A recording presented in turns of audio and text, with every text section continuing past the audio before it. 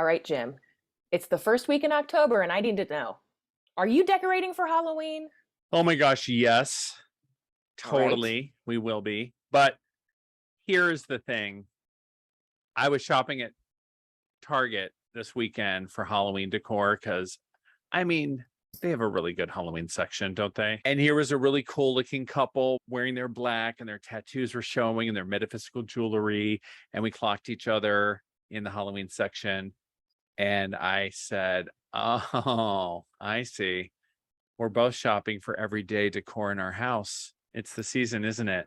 And they laughed and I laughed. And then I looked over and the blonde haired lady with her kids shopping for Halloween candy was looking at us with horror. and then I laughed even harder because it's the season for us witches to like, are we shopping for Halloween or are we shopping for the regular living room? You never Yes. know. When the witches come out of the woodwork, my favorite time of the year. That's right. Yes. Light from Lantern presents Knit a Spell. I'm magical maker Katie Rempe. And I'm the maker of magic, James Devine. Join us as we stitch together the symbiotic relationship between crafting And the craft.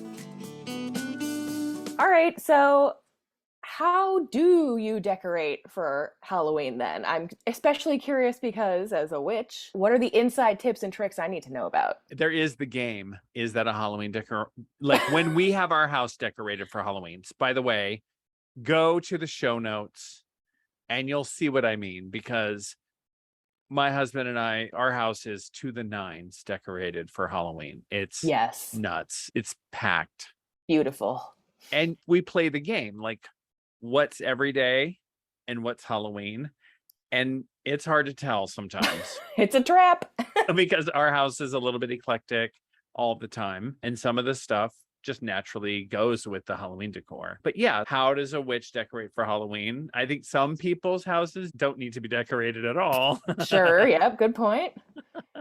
So yeah, we do really decorate it. We put up the cobweb and put up a lot of pumpkins and bats and spiders and things like that. It is a lot of fun. What do you do? Do you decorate for Halloween? Back when I lived with my folks, my mom loved to decorate for every season, much like I said in a couple weeks ago.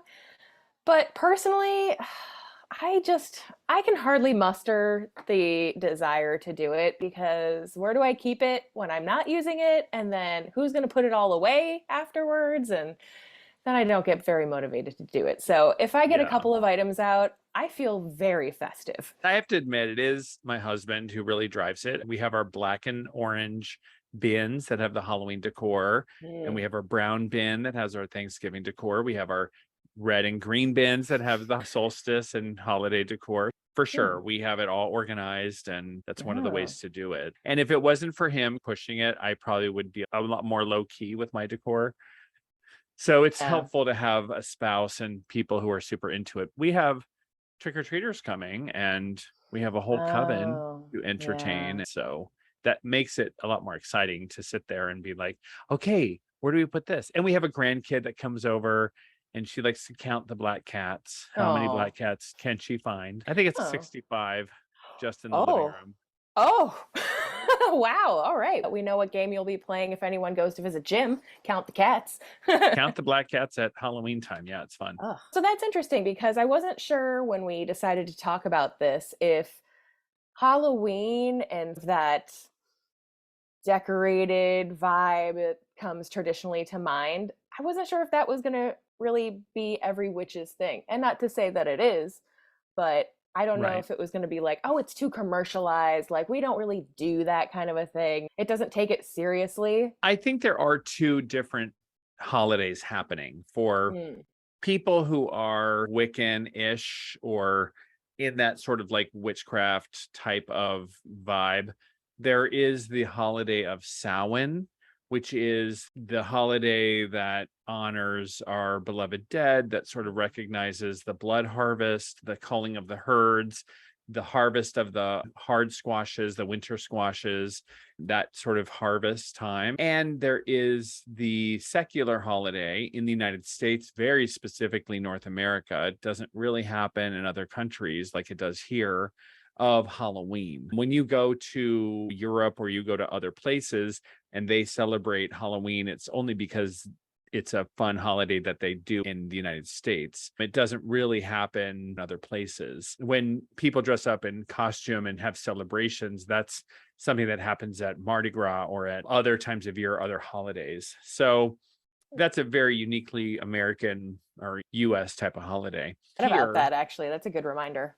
I look at it personally as a separate holiday, and they might happen on the same night, but we have our sacred celebration of Samhain, which might include a silent supper, a symbolic meal celebrated in complete silence, honoring our beloved dead. Perhaps tears flow and deep emotions are experienced as we sit and remember the people we love who are no longer with us. And it's a very sacred time. And then after doing that, we give out candy to trick-or-treaters and little kids dressed as unicorns and fairies and angels and everything as they come to the door. Even for me, it seems like there's two holidays happening: the fun holiday of Halloween about candy and costumes and spooky and scary and pranks and joy, and the reverent holiday. It makes sense. And maybe part of the reason I thought people who identify as witches may not really be into it is because if you think about a witch and you only have Halloween as your reference point, they are not always very flattering representations of the female magical species. Yeah, we could talk about that. So the images, when we decorate for Halloween, there's a lot of images that come to mind. There's the black cat. There's the bat, there's the spider, and of course, the black cat and those things are often associated with the witch. And I think about the silhouettes of those things, but if we think about the image of the classic Halloween witch, what do we see in that image? We see green skin. What are some of the other things that we know from that image? A big warty hook nose. Yes, a big warty hooked nose. We see maybe the chin, a long chin, pointy chin. We see a funny hat that she's wearing. Perhaps we see some mottled green skin. If you think about the witch trials, both the ones that were done in the Middle Ages and the ones that were done in the early American history, we can think about who was a witch. A witch was someone who might have looked a lot like you, Katie, a beautiful young woman who was accused of witchcraft for one reason or another.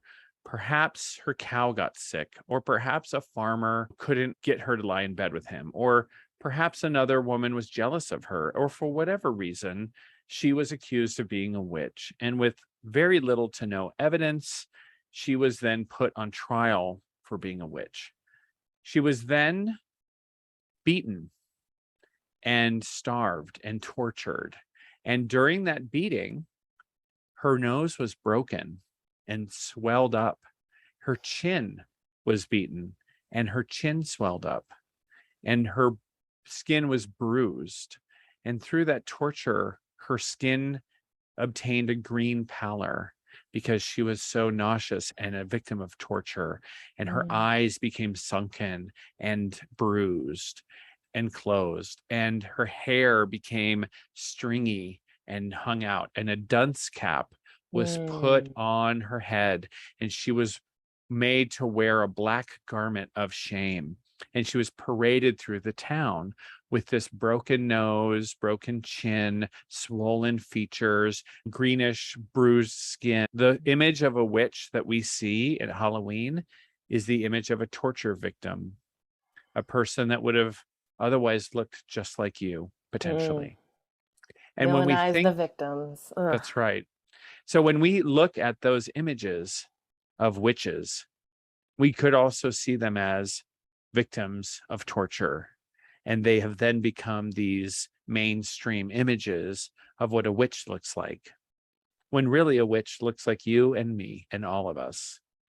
I know that suddenly became a very serious topic, but this is something to really consider when we look at those images and think about where they might have come from and what it means during the time when people who were accused of witchcraft were persecuted under this idea of being in league with Satan. Mm-hmm. And it's worth considering some of these images and what that means. So what do we do with these images at Halloween? These images are there. We see that greenish witch. We see the images from the Wizard of Oz with the green witch. We see the costumes. What was your favorite costume to dress in growing up? It was a witch, although I have to say I never went for the green face paint. But I never even, of course, who would have told me growing up that's what was happening? And nobody knows. Likely that they didn't know any. is. Exactly. So Right. I'm glad that we're talking about it, because is it a serious topic? Yes, as it should be. Yeah. In some ways, we can reclaim this image and we can look at it as well as a crone. So a lot of witches look at that as an old woman and look at that witch as someone who is weazened and wise and has taken on the crone nature of that image and say, no, that's an old woman who knows the ways of the wise.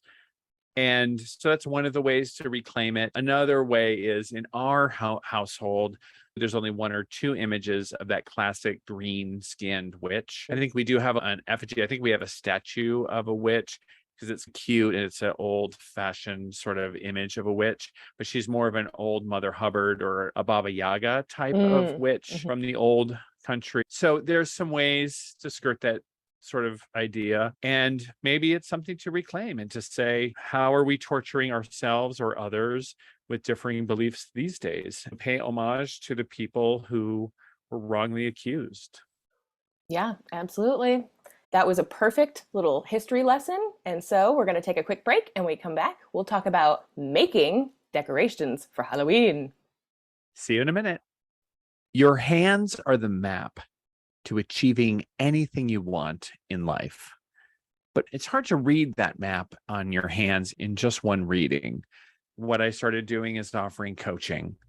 My coaching packages allow me to work with you over time to build towards your goals, listening, advising, and cheering you on.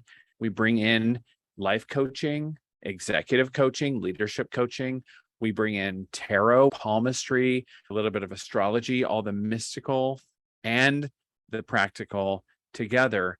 And these amazing coaching pathways that my clients are on already really help propel people towards their goals.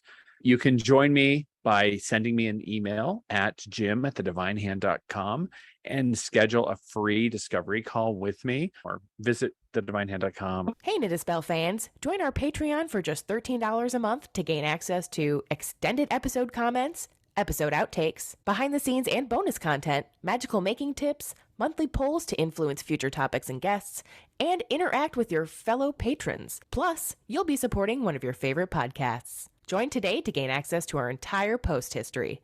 Visit patreon.com/Light from Lantern to learn more and sign up. Jim and I look forward to seeing you there. Welcome back, everybody. I'm curious, Jim, what types of Halloween decorations have you made?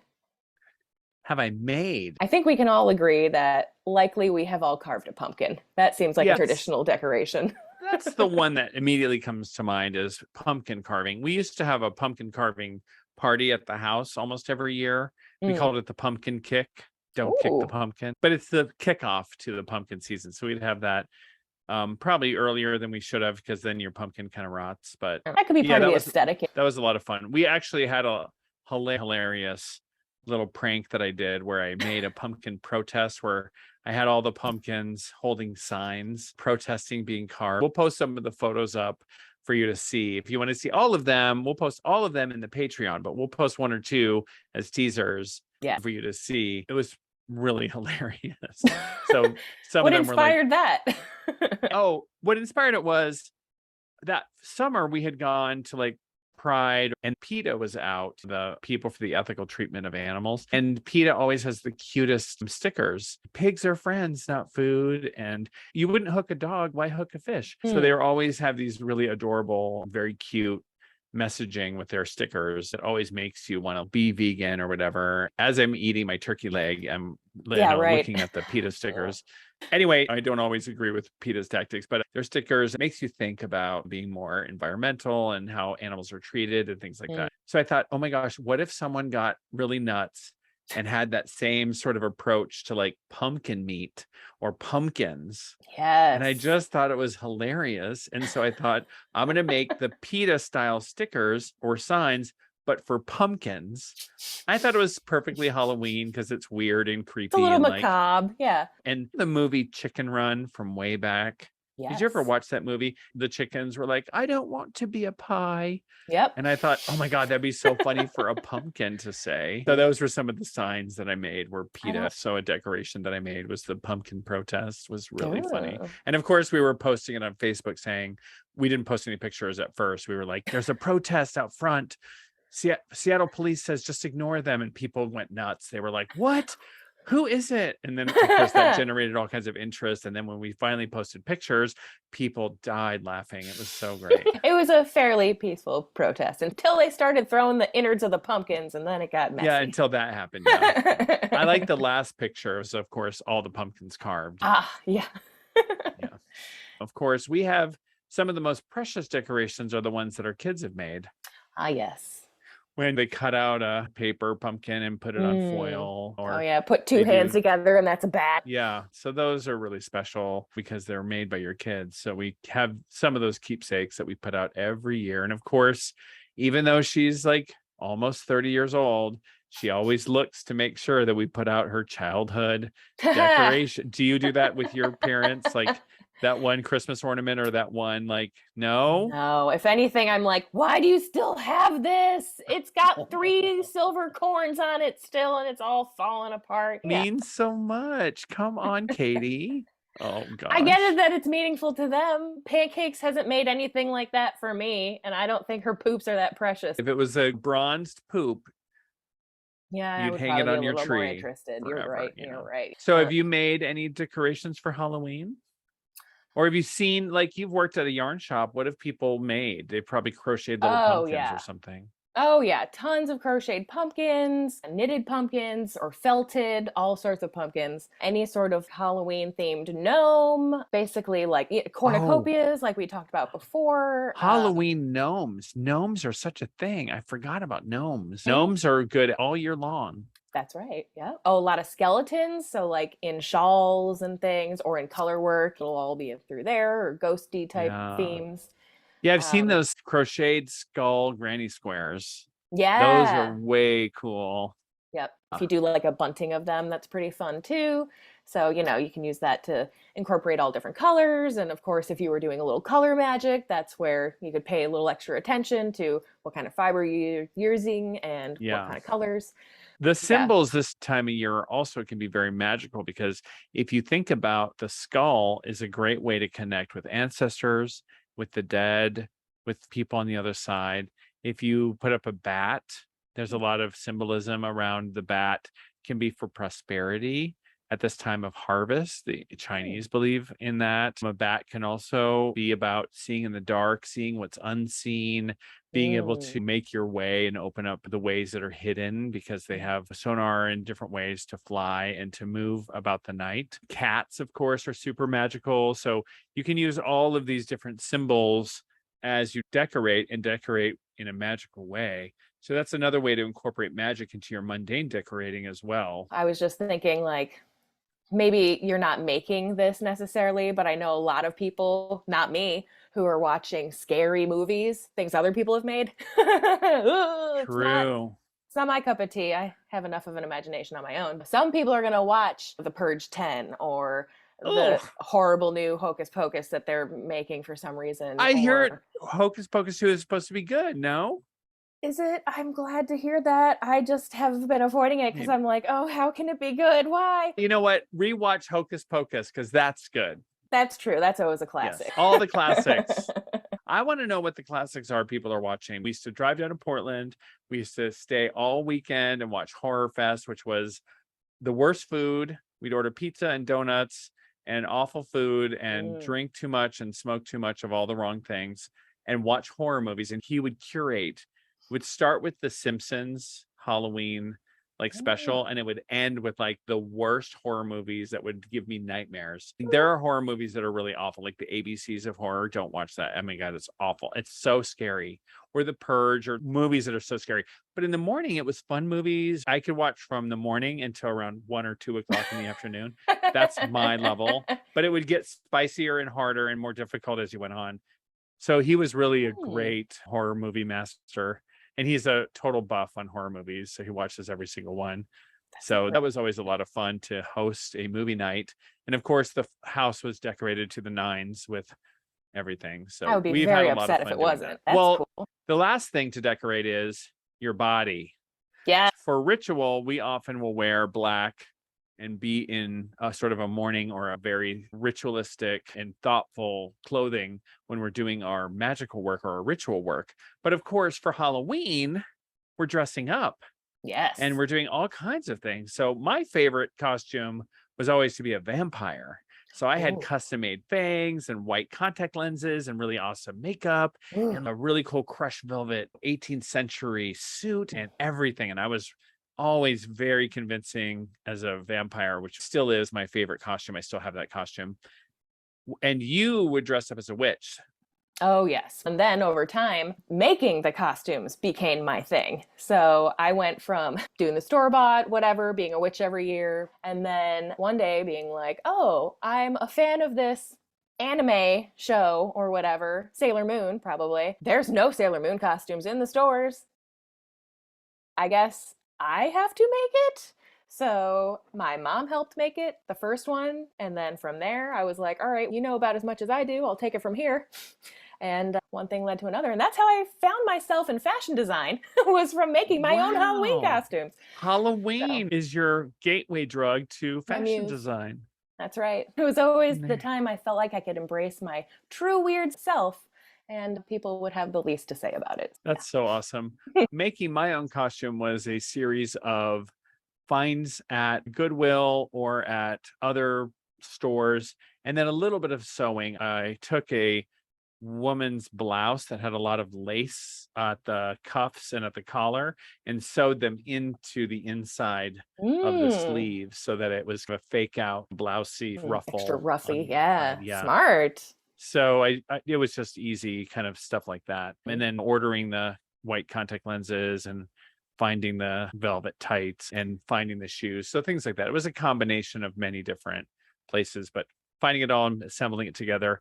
I think it's way better than a store-bought costume that looks cheap or only lasts for 1 or 2 seasons. I'm sure your teeth were much better than the plastic teeth that used to fall off your face and cut your gums all up. Ooh. Having dental quality fangs that are custom made for you, which you can find in most major cities, are really amazing and pretty spooky. Yeah, a friend of mine did that back in our cosplay days 15 years ago, and she was the first one that I saw get it professionally done like that, and I was like, oh, we really turned a corner. They're very cool. They just snap right on, and then you are spooky. Very legit. Yes, it's pretty cool. Legit.